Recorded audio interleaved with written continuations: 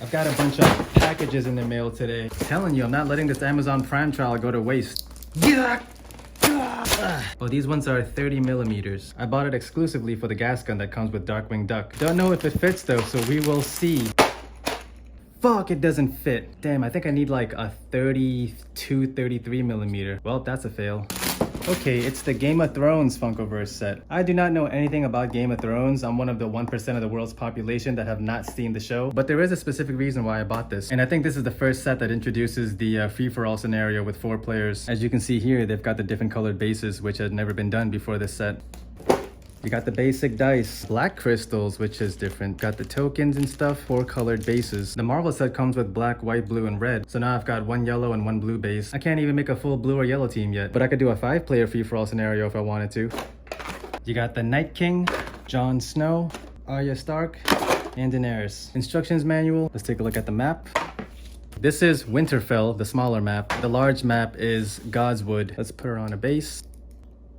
Sleeving up the character ability cards. There's also a knife item. It says needle on it, but it looks kind of like a sword. I don't know. Here it is here. Maybe it's a sword called the needle. What do you want with this?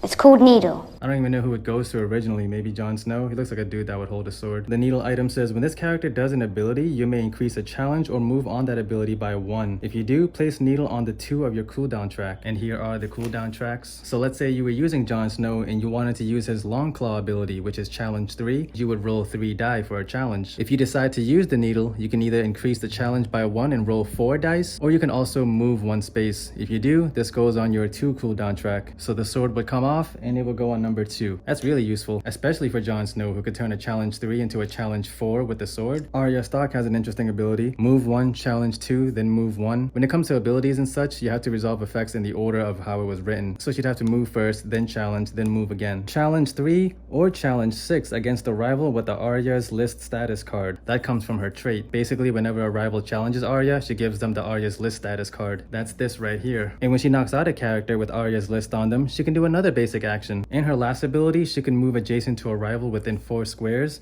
but if they have the Arya's List status card, she can also challenge 2 to them. So any rivals that has this card on them, that's scary. Overall, very powerful character. Let's take a look at the Night King. Range 4, challenge 3, pretty basic, pretty good. His other 2 abilities and his trait works in tandem with the white minion token. I think that's going to be this token right here. Also for generic characters, you get the Stark Soldier, White Walker, Sworn Brother, and Unsullied. Raise the Dead. Place a white minion token in an empty square adjacent to the Night King. So it's just bloop. Then you can use Dreadful Command. Each white minion token does a move 2 and then a challenge 1. So you can do 1, 2 and then attack Daenerys with the minion token. And then check out his trait here. Winter is here. When the Night King becomes exhausted, each white token does a move 2 or challenge 1. So once you're finished with the Night King's moves, you can move each of the tokens by 2 or challenge 1, which is kind of insane. And then when another character is knocked out, place a white minion token in an empty square adjacent to the Night King. So let's say she was knocked out from a minion, another minion comes into play. So the Night King only has 2 white tokens.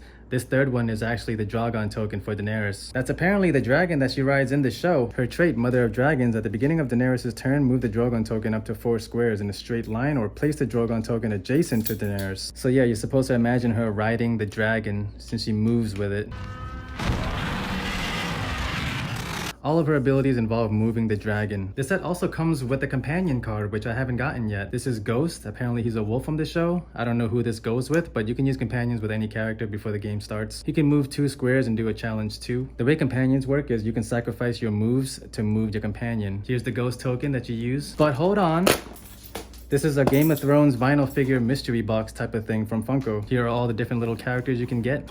I pulled a Ghost. Look at that little boy.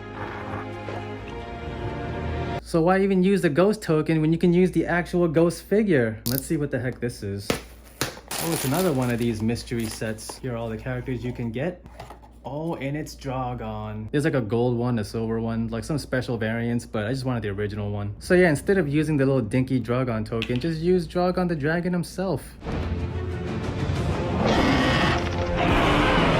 So much better, so much more realistic, you know, it gives you a better experience overall. So yeah, I bought this set to mess around with the minion and the companion mechanics, which are sort of new. The other sets I got don't utilize these mechanics because they weren't in the game at the time. Those are the Game of Thrones characters.